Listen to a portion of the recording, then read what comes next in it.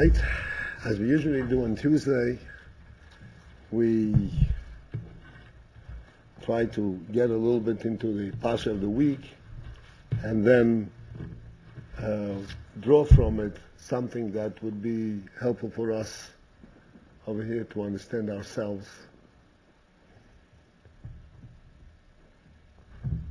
The Pasha of the week, I'm sure you all know, is called Tetzaveh.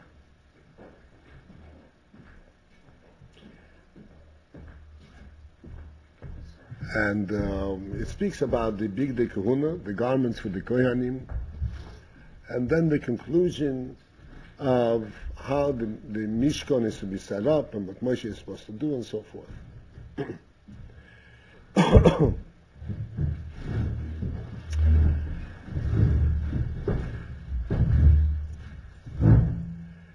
There's an interesting oddity, you would say, something unusual in this Pasha,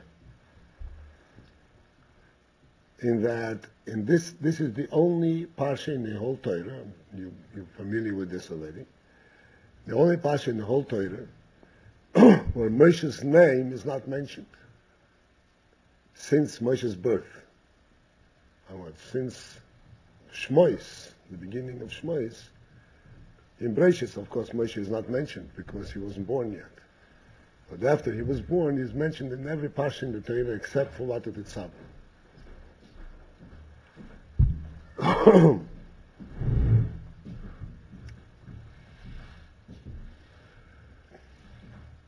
There are many hints, many inyonim that are relating to this.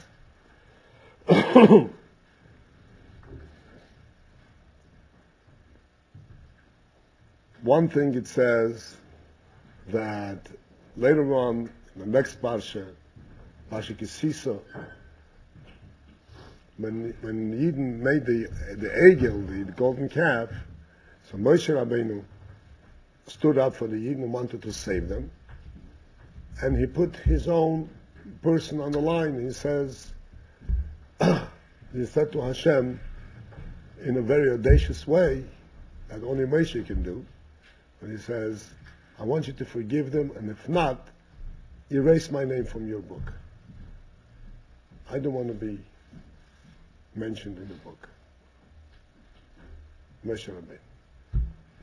So it says that on account of the fact that Moshe said, erase my name, one Pasha in the Torah actually doesn't have his name.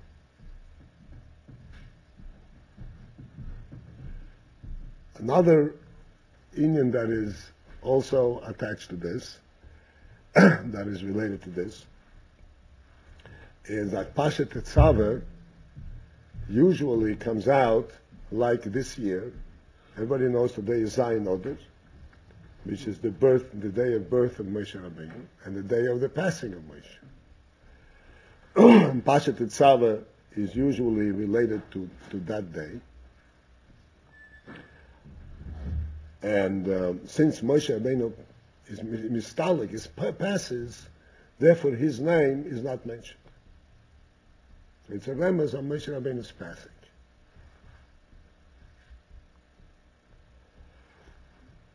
So after all that is said, the Rebbe asks a very simple question. It is true that Moshe Rabbeinu's name is not mentioned, but Moshe Rabbeinu is involved and is referred to in the Sedra more than any other place.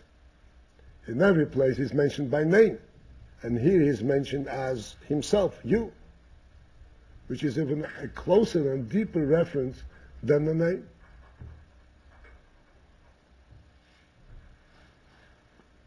A name is mentioned when the person is not in front of you. Name is like a third person reference. You is a second person reference. It's a direct reference. So Moshe actually is present in today's Pasha more than in any other place. And this reference, Ve'ato, is mentioned in this Pasha several times.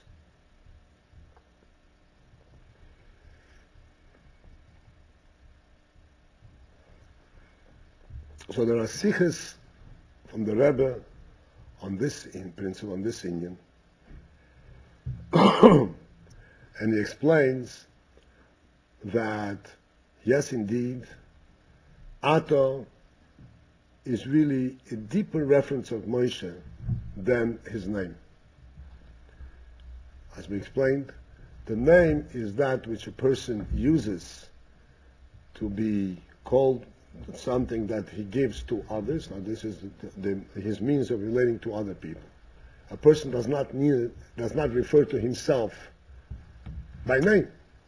So a name is not something that is very internal, very deep to himself. Whereas Ato refers to the person himself, to the very essence of Moshe.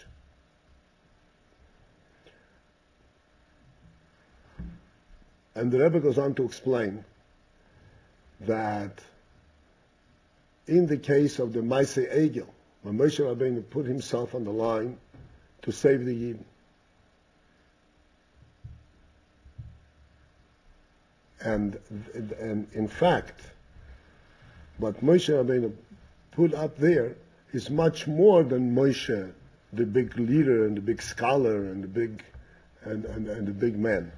It is Moshe put his whole self in front to protect the Yid. In other words, Ata Tetzaveh actually represents Moshe Rabbeinu in a much deeper way than can be referred to by name, and that was the essence of Moshe that protected Yid in the time of the Egel. The similar Indian, when you talk about the fact that this is the time of Moshe Rabbeinu's passing, his Talkus, there's a similar Indian that a tzaddik, as the Alter Rebbe explains, I'm sure you're familiar with this concept, that that when a tzaddik passes, so he no longer has the limitations of the body. His neshama is no longer contained in a body, and thus, actually, he relates to the world even more directly than when he's in a body, and in a more general. This is a Zohar, and the Alter Rebbe brings it down in Tanya. And thus, Ata Tetzaveh is actually representative in a real way, in a positive way, of Moshe's passing.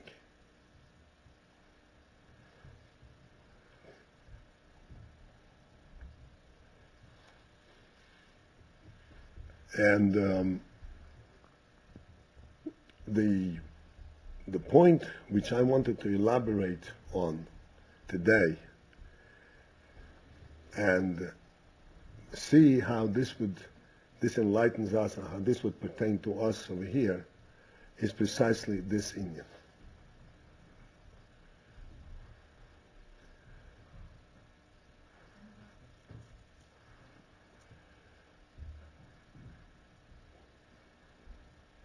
We come, as I mentioned many times, from a background, from a world where Yiddishkeit is something which is a distant present from us. And as much as we become familiar with it, and we appreciate, oh, this is a very good thing, and I really want to adapt this mode of life, and I want to live up to it, and so forth.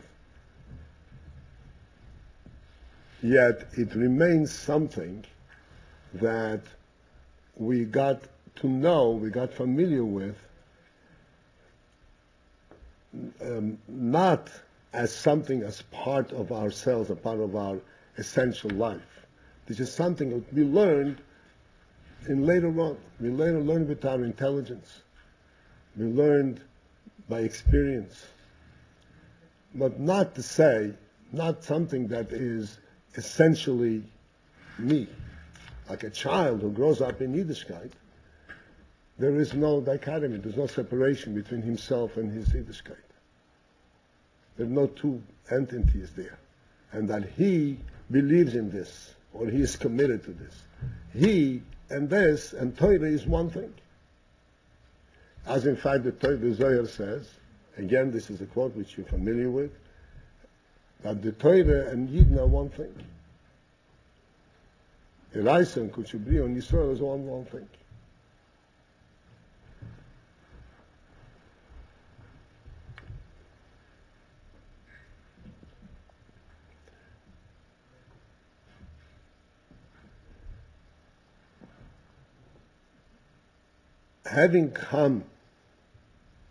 Having first of all lived in an outside world, in the outside world, everything is measured in an external manner. As for instance, should I pursue this career? Should I become a doctor? So becoming a doctor, no person is born a doctor. Something which he learns. He learns this trade. He learns that. Thank you. He learns this science, and if he has a talent for it and he has an affinity, he's interested in helping people, he'll be able to become a good doctor.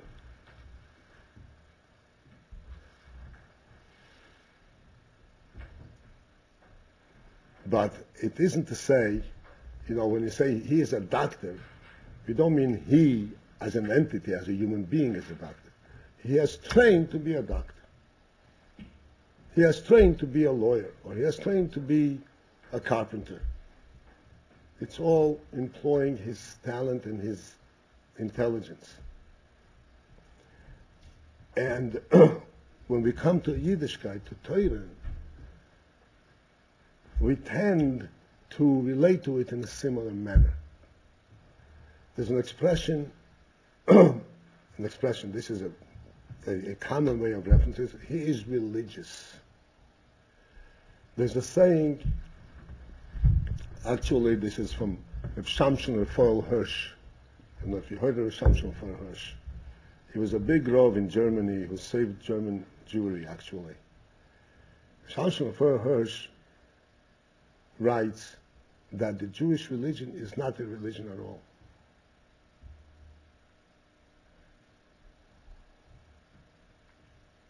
The Jewish religion is the Jewish people.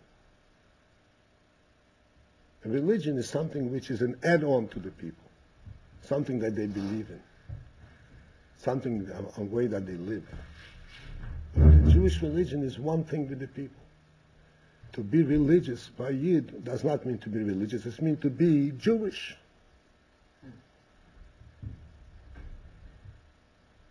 This is why, what is the common way that we refer to religion, quote unquote? We call it Yiddishkeit. Yiddishkeit, being Jewish. Because this in fact is what it is.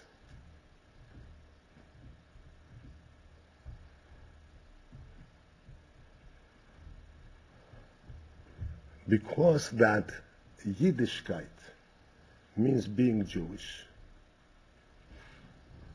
This is why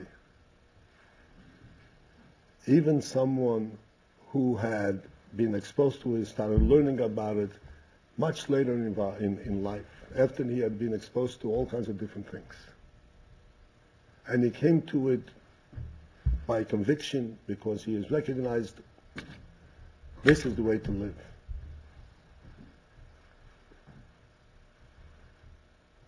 He can then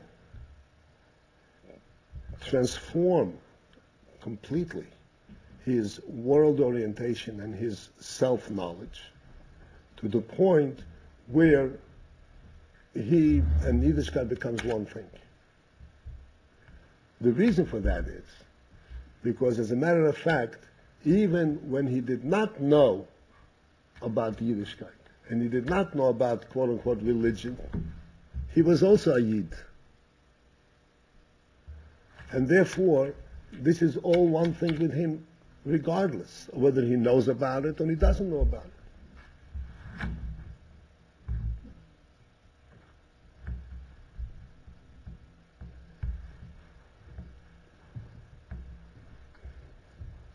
We spoke about this many times, and I consider this a very, very important aspect of our growth over here.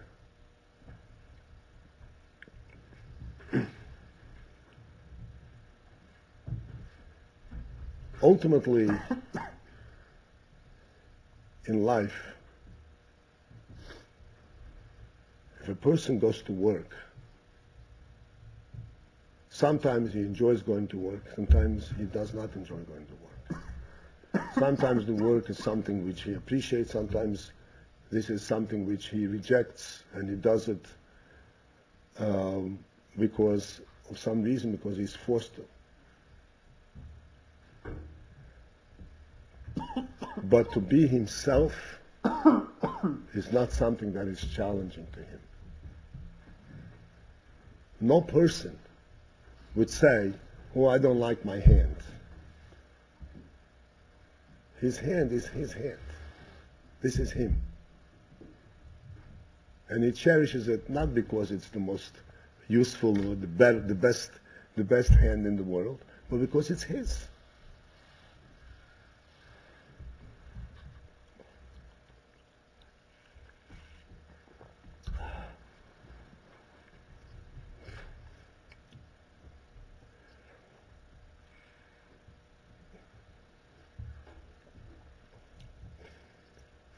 When a person has the idea that Yiddishkeit is a religion, quote unquote, then, and this is something which unfortunately happens often, and it's a fundamental error, that a person sets himself a limit. He says, I'm going to be religious to this level. This is my level of religiosity.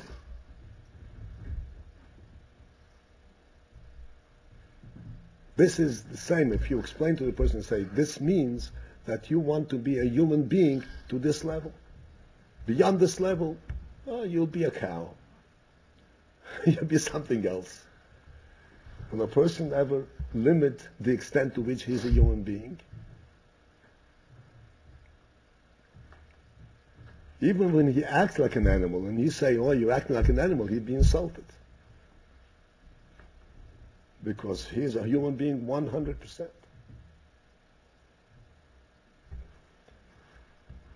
Yiddishkeit, as you've known and seen in the yeshiva, absolutely we have to go step by step.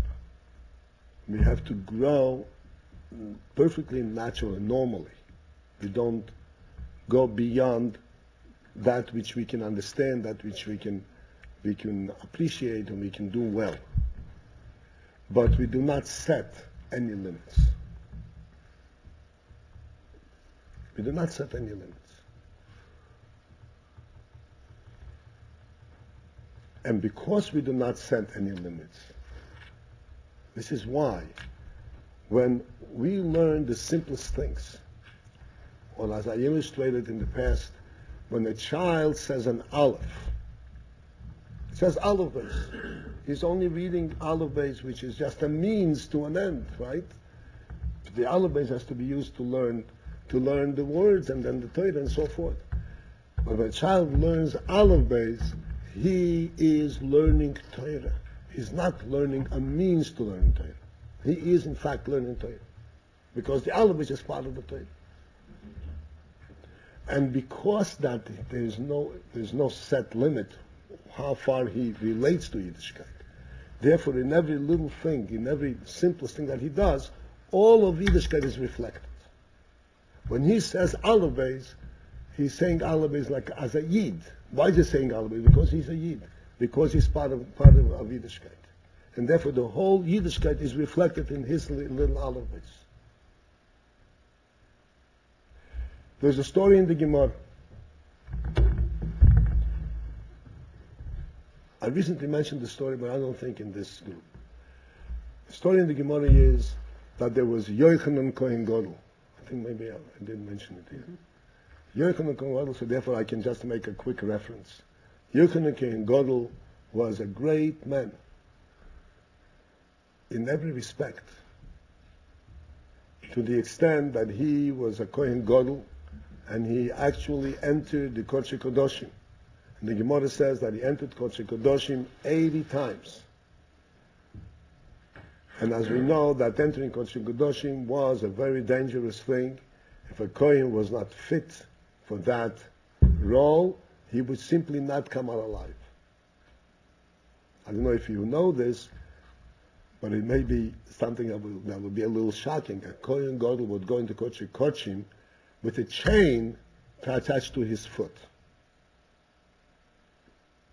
so that if he cannot walk out, they would be able to pull him out with this chain, because nobody's allowed to enter there.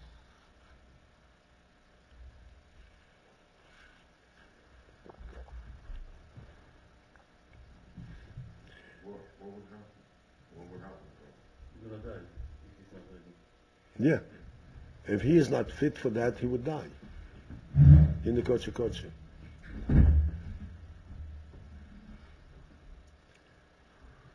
And this Yochanan Kohen Gadol, the Gemara says, and then at the end, towards the end of his life, he became a tzduki. I'm not going to go into what the tzduki is, but basically it means that he swerved off, he turned off from the real path of Yiddishkeit.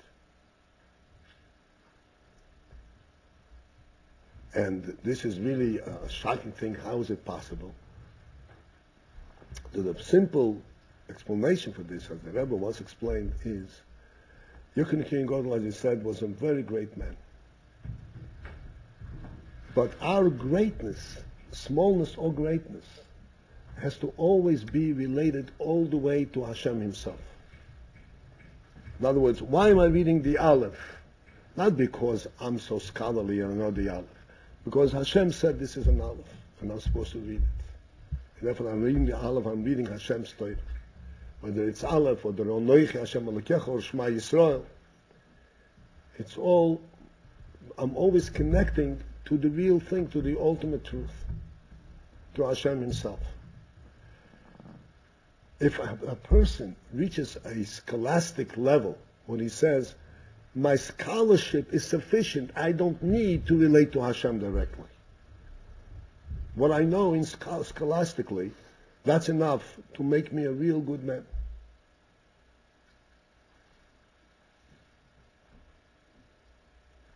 This is setting a limit, even though he is very high. This dissociates him from the real truth, and because of that he fell down completely. No matter how great scholastically he is. The Gemara says,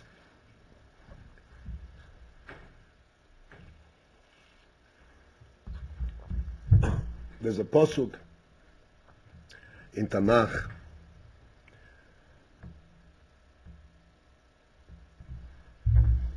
I believe it's in Mishlei. It says a pasuk that Pesi yamin lechol dovar v'orum yovin, which means that a fool believes everything. An orum, the smart one, yovin, he will understand. He will try to understand. A Pesi believes everything, and orum understands. So the Gemara says, who is this Pesi? Who is this Pesi that the Tanakh is referring to? Who is this fool? This Pesi is Moshe Rabbeinu. Why is Moshe Rabbeinu a Pesi? What's the meaning of this?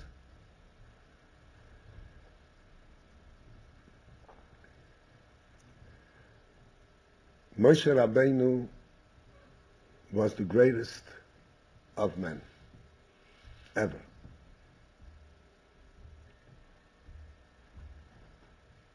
And he related to Hashem, related to God most directly than any other individual since the creation until the end of time.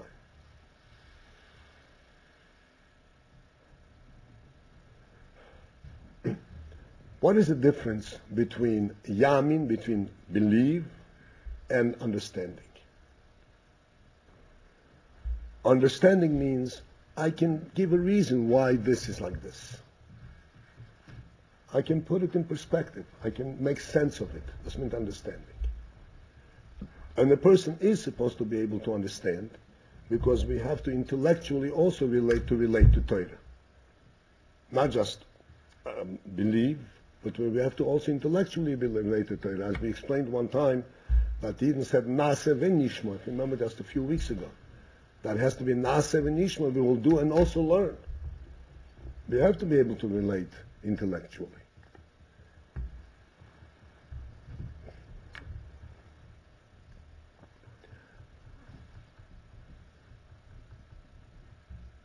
But Moshe, because of his high madrega, of his closeness, of his high stand, he recognized in everything that all the reasons that you supply, and all the explanations that you give, they fall short of the truth. And he saw the truth in everything. And the truth is that it's not any of these reasons. The truth is that this is Hashem's will. And therefore he accepted he saw everything like a peasant, like a fool. But this is a fool who is greater than the greatest scholar.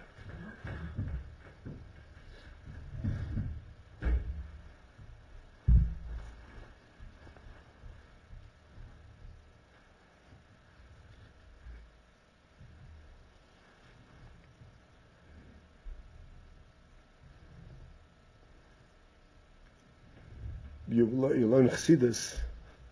I don't know if you heard this expression. You may have.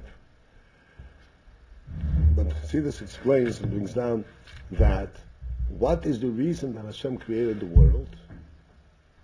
Hashem created the world, it says that Nis'ave HaKadosh Baruch Hu le'dir b'tachtein. Hashem desired to have a place, a dwelling place in the lower world. Did you hear this expression? I'm sure you did. Huh? Basi Lagan, that's right, in Basi Lagan. This is a medrash. Hashem desired to have a dira b'tachtein. Okay? And this is the explanation for the creation. So then, this explanation itself begs a further explanation. Why did he desire? What is he needed for? Why did he desire it? And to this the answer is, the expression is, that for the desire he can ask a question. This is what he likes, this is what he wanted. In other words, no matter how much we understand in Torah, and we understand the world, and all the purposes of the creation, and all the inyonim, of godly inyonim, ultimately, it is not something that can be contained in understanding, in intelligence. Ultimately, it is God's desire. And this is why Moshe Rabbeinu, he was the biggest fool. Because he saw in everything the godly desire, the godliness in it. And therefore it transcends completely intellect and understanding.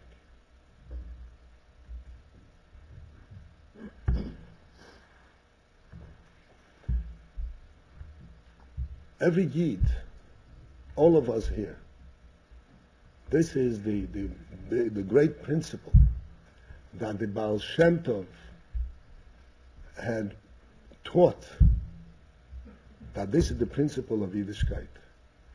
That scholarship is very important and very great, but the real principle of Yiddishkeit is the neshama that everyone has. And the neshama is not just an intellectual neshama. The neshama relates and directly connects to Hashem. The neshama is what's called, what do we call a neshama? Nefesh Elikis, a godly neshama. The neshama in everyone is really a spark, a godly spark. It only knows God.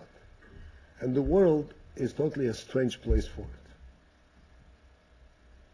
And therefore, when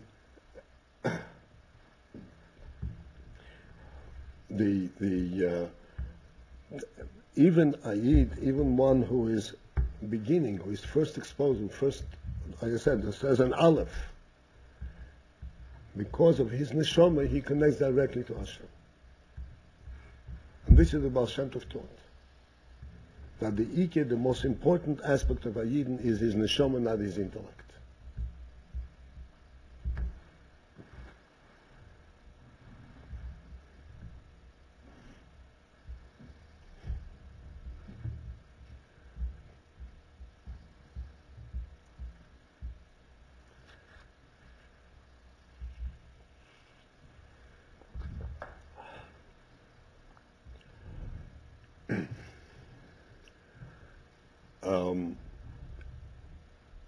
By Chassidim, by Yidden Bichlal in general, and Chassidim Biprat, you know that the union of simcha, of joy, is of a primary value. Emphasize simcha, emphasize joy. Particularly in this month of Oder, it says, Mishen Nichnas Oder Marbim B'Simcha. We increase simcha because it's Oder.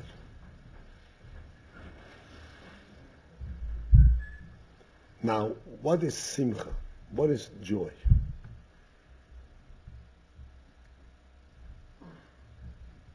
What does it mean? You tell a person, you should have joy. Usually, a person, when he has something good happening to him, he's accomplished something, he's successful, so he's happy. There has to be some kind of a cause, some kind of a reason, what makes him all of a sudden joyous. What does it mean? Marbim b'simcha. By Yidden we have such a mitzvah to be joyous. And you have to be joyous at all times. And if you learn Tanya, the latest things, the latest prokim, a person has to be joyous before davening, and he has to bring himself into joy and so forth. What does it mean? How can you bring yourself in joy? This is an emotional thing.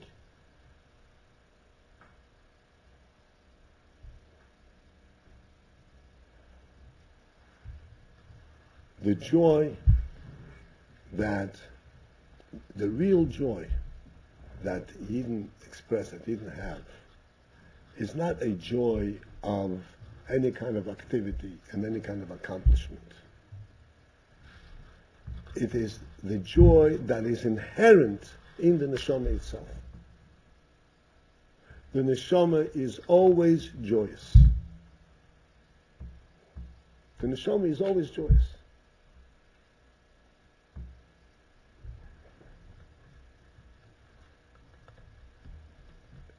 In the world, in the physical world, there could be variations. Sometimes it shines, sometimes it rains, sometimes it's gloomy, sometimes it's bright.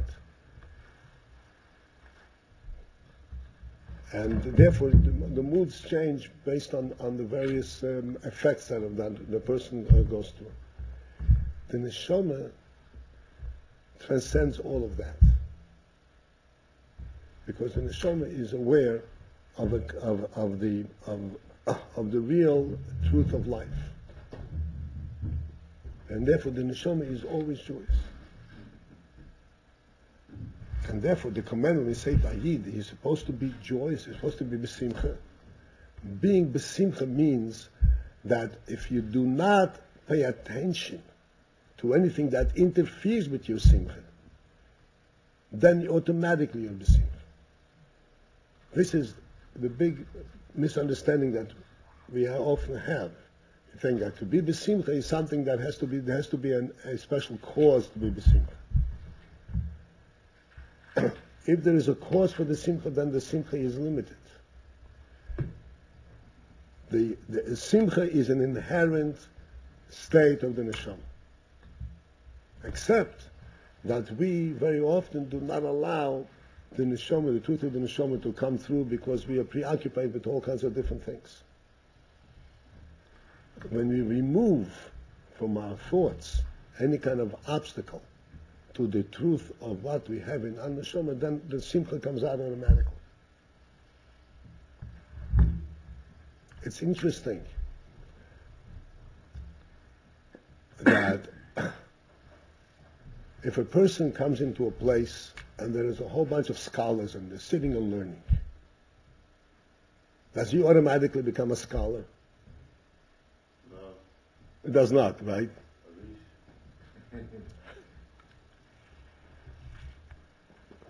He still has to labor on it to become a scholar. A person comes into a place and the place is in turmoil and joy. Does he become joyous? Yeah. Automatically. How come?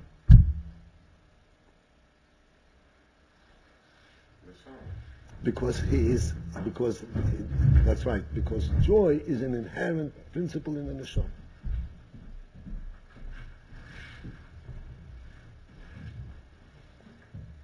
So sometimes we forget about it, and things are interfering with it. But we have to know that in essence, the neshama is always in joy. Why?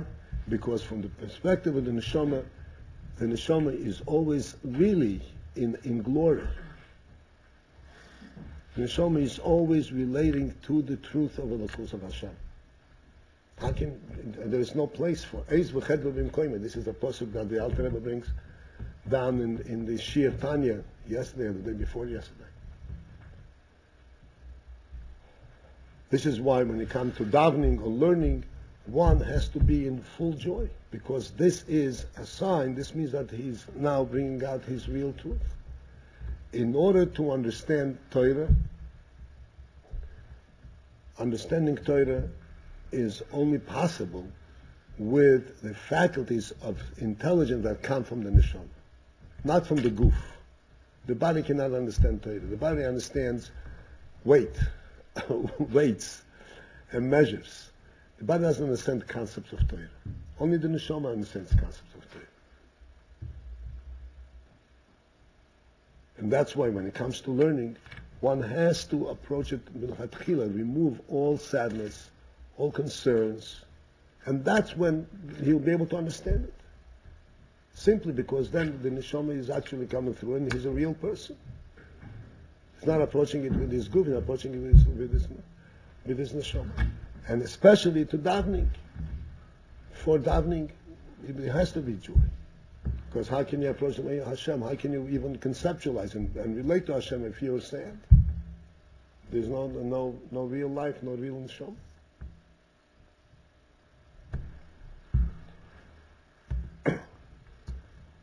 So,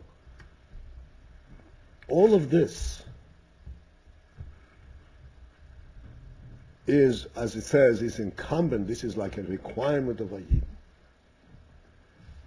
And if there is a requirement, in order to be a requirement, that means that every Yid, no matter where he stands, no matter what his madrege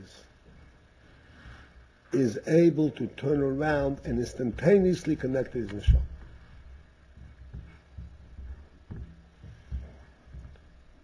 This is actually the principle of tshuva. What does tshuva mean?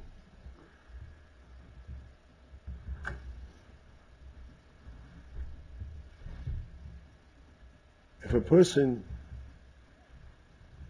goes from Seagate to in some direction, then he decides, I want to go back to Seagate. It'll take him as long to go back to Seagate as it took him to get where he was. So therefore, if a person lived 30 years, so for him to do tshuva, he has to return back 30 years. But that's not what happens. He can do tshuva instantaneously.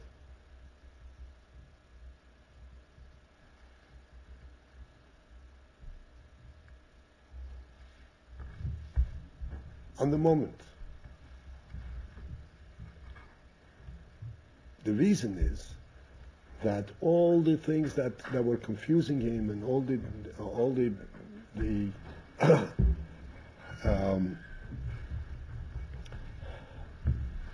alternative ways that he was involved in, these were all on the superficial level. But his neshama, his soul, always remained the same. His soul was always looking out for the same thing. The neshama really did not stray. The neshama never strayed. The neshama in every yid and every person is pure as at the day of birth. Except that his consciousness, his understanding, and his knowledge and awareness is not that clear. So when he realizes, recognizes, oh, this is the wrong way, because I'm detached from the truth, he can turn around on the dime and come to truth.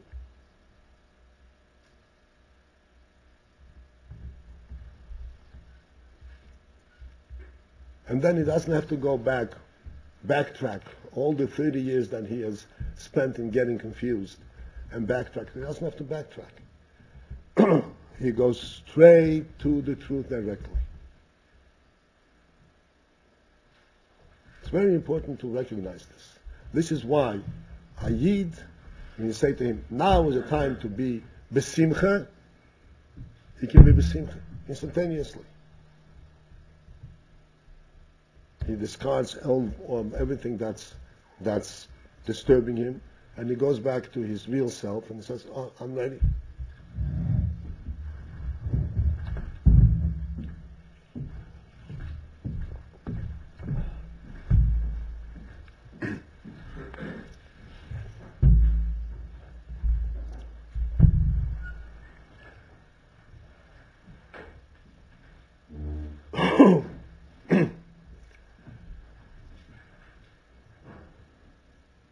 When we learn Torah, all in line with this, and this will give us a better understanding of what we're doing when we learn Torah.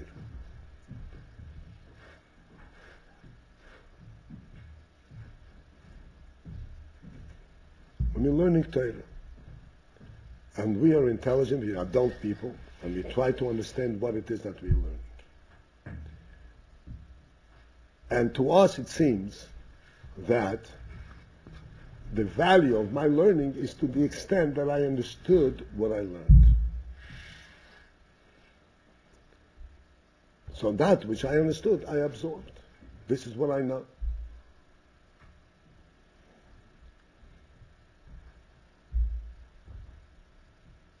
The real truth, however, is that when a Yid learns Torah, there are all the levels that are inherent in learning Torah that are participating at that time. His mouth is learning Torah, his nefesh abamis is learning Torah, his nefesh alikis is learning Torah, his intellect is learning Torah, his neshama is learning Torah. The whole spectrum of a human being is involved in this.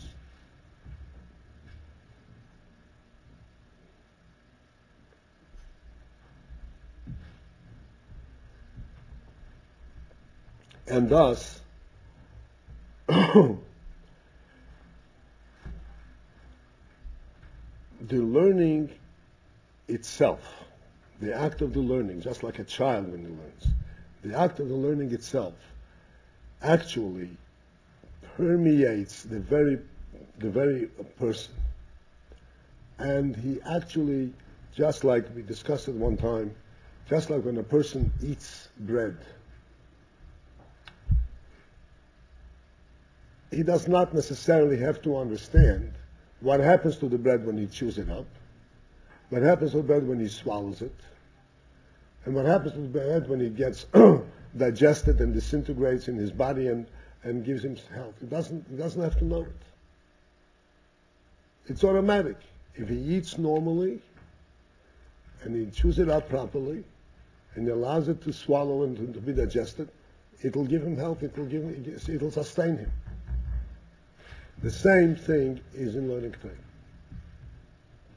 Torah is also called mozen, food for the nefesh.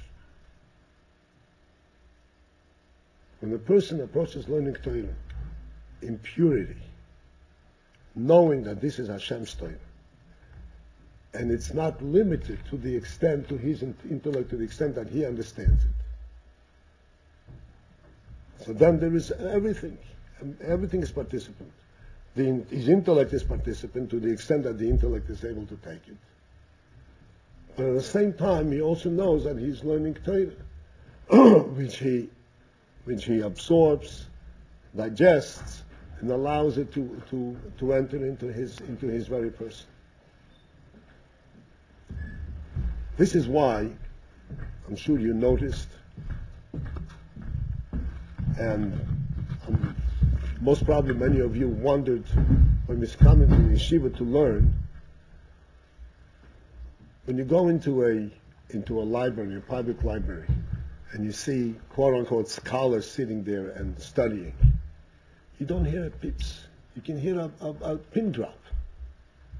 Everybody is preoccupied in the study. Scholastic activity. What happens when you come into yeshiva, into this medrash?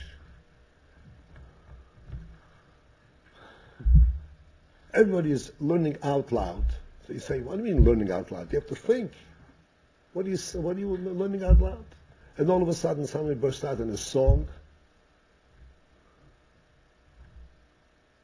And even when he doesn't pronounce the words and he thinks he's singing to himself, what kind of thing is this?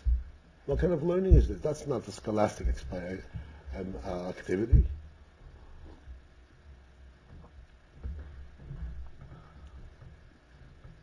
The answer is that learning is not a scholastic activity.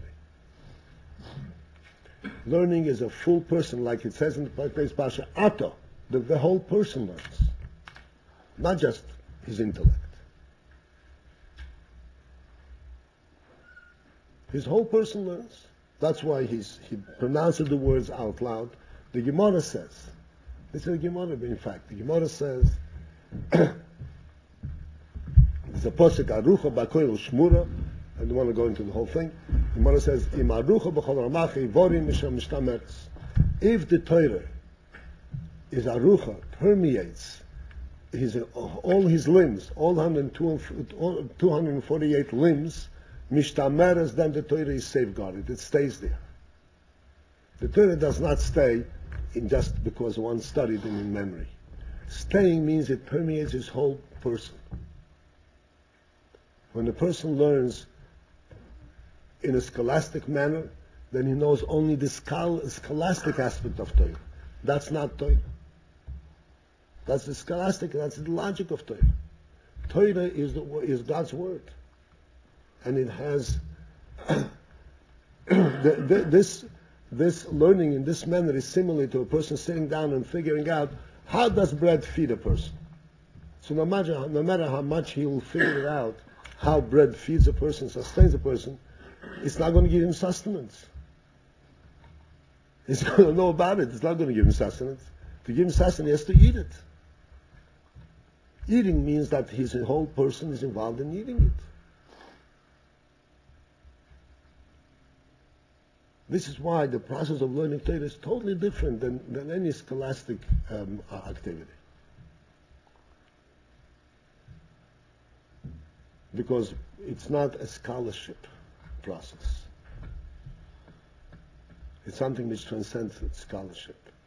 This is something where the whole Ato Tetzaveh, the whole person is involved.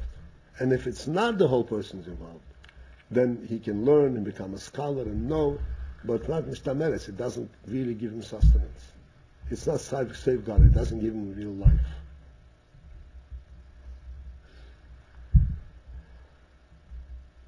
And thus, I would think this is the very important inyan that we have to understand from this parsha. That even though Moshe Rabbeinu is not mentioned by name, but Moshe Rabbeinu is there present even more than by name. And every one of us, when we sit here and learn, sit here and learn, and Mitch and go out and build our homes or whatever. It is not just me by name. Me, the person who is known to my friends, who is known to my neighbors. We don't look at ourselves from outside. It is me, the real me. The one that's known only to me. Not by name. That's the one who is a Yid, that's the one who puts on tefillin, that's the one who learns, that's the one who davens, that's the one who gives tzedakah, that's the one who builds a family. We can't do it from outside.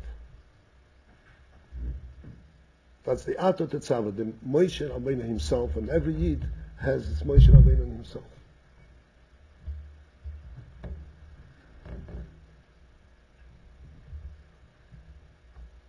And just to end the final note,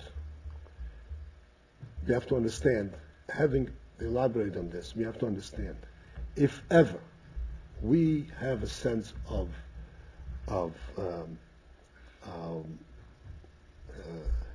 discouragement, oh, I'm not making it, and we feel a sense of sadness, whatever it is, we have to understand that that is not the true person.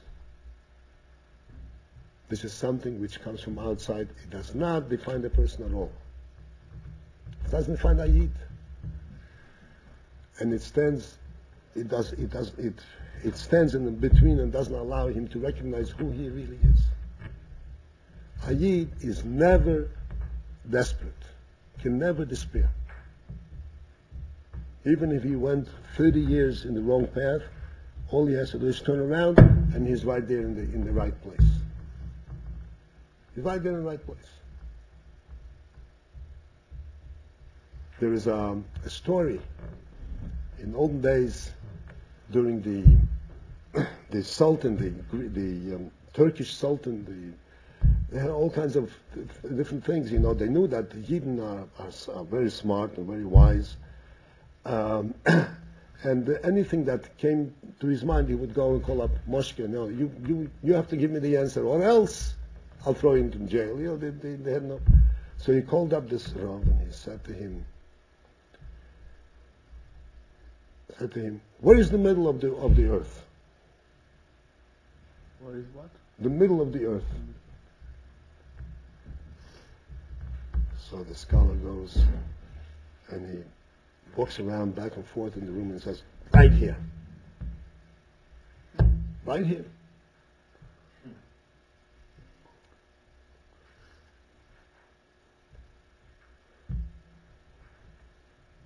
So he says, "Prove it." He says, "Well, I can prove it. You can go and measure it. You'll see. It's in the middle of the earth."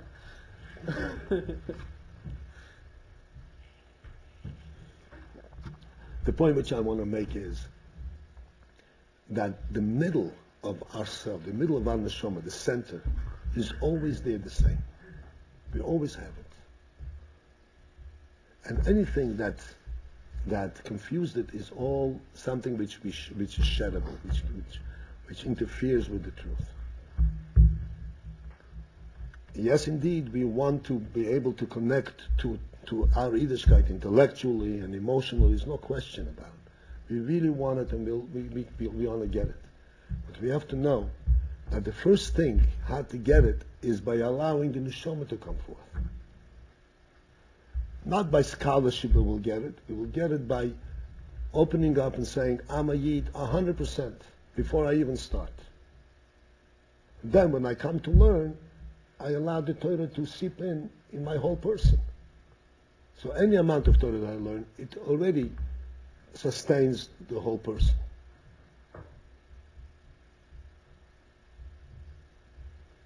There's a Polish Rebbe was once asked.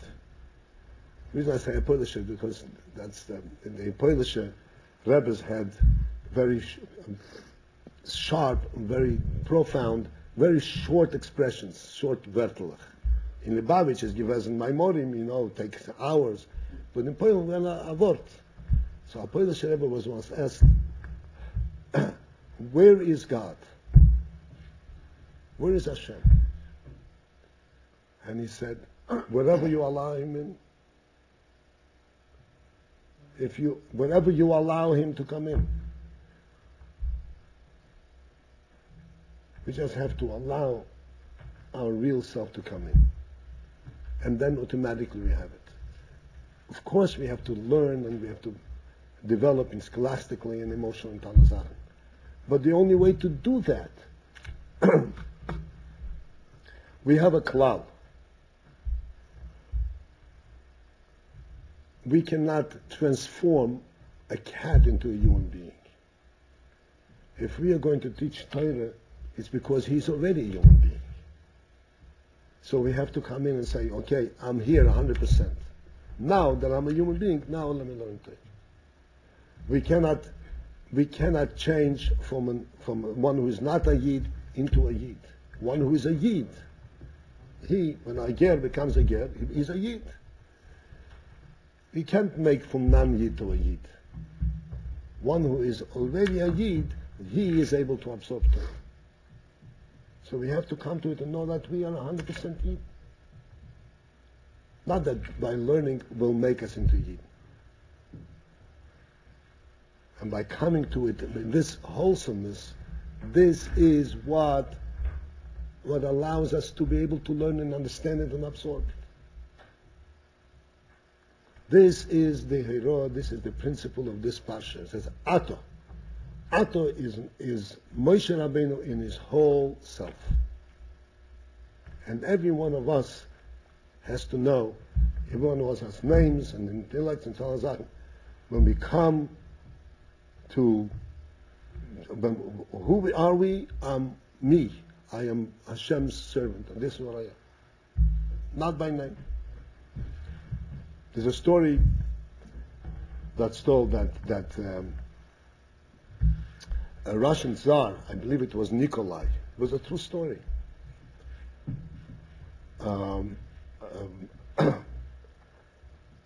There was a soldier guarding a cannon. Guarding a what? A cannon. What is cannon? A cannon, yeah. A big cannon. And from time to time, the soldiers had their posts, and some would go by, a higher ranking officer would go by and check up on the various posts. He was standing by this, guarding this cannon, and it was extremely hot. And just about a short distance away, 100 feet, I don't know exactly, but a short distance, there was a river flowing. And he was burning away from heat. And he's standing and watching the cannon. Until finally, he couldn't take it no longer. So he walked over to the cannon and says, tried to lift it. There's no way, nobody can steal this cannon. So he decided he's going to jump into the river for a moment. Nothing is going to happen. So he throws off his clothes and jumps into the river. Just at that moment,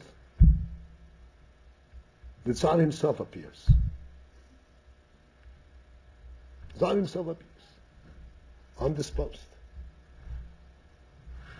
Okay, and this guy was supposed to watch a cannon. He's in the water,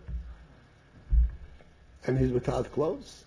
How can you greet a Tsar? You have to greet a Tsar in your mundir, in your uniform. But he was a soldier, dedicated soldier.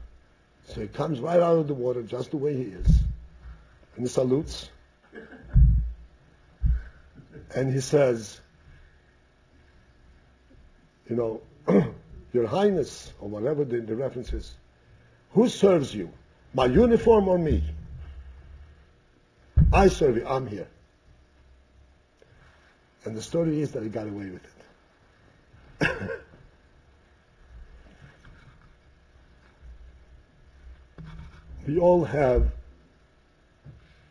We have stains on our uniforms, which we have to clean up and perfect, and sometimes we have to we have to sew up a little tear, whatever it is. We have all kinds of different things to correct. But we are whole.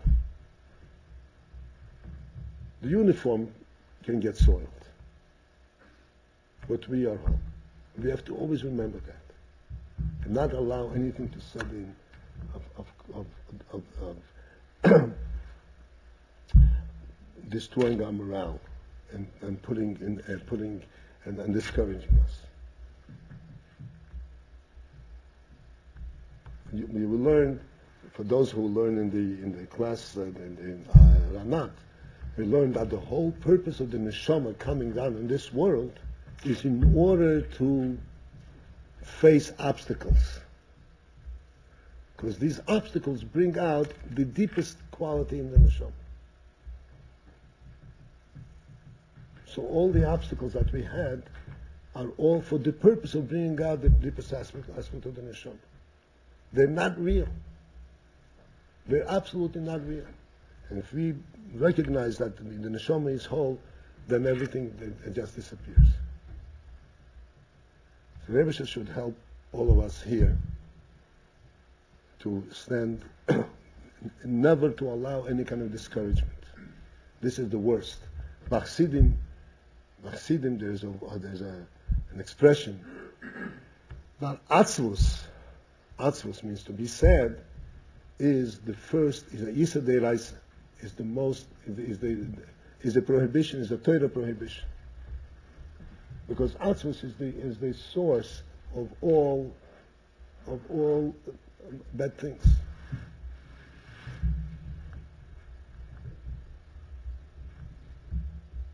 You always if we are be'atzvus, we have to recognize right away that this is not my neshama is not coming through. The Alter Rebbe has, as we learn in the Prokim Tanya, all kinds of eitzes, all kinds of ideas how to get rid of the atzvus so that neshama will come through.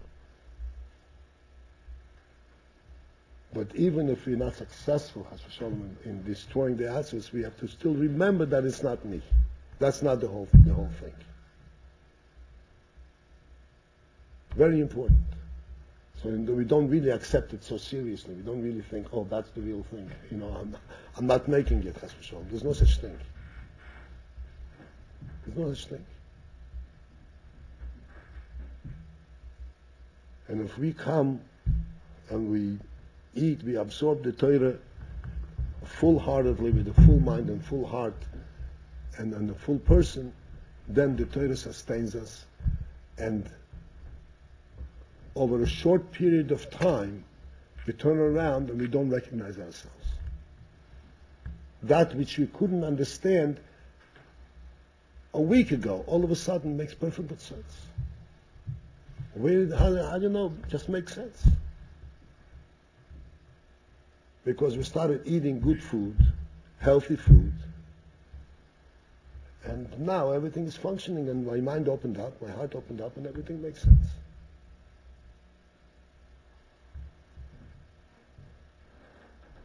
So everyone should be matzliach and clean up the mundir, clean up the uniform, and but don't worry, even if it's not clean, the neshama is still there. The neshama is still clean, and we can still come, even if the mundir is off, we can still serve Hashem. Just like that soldier came out from the water. Okay, Hatzlach.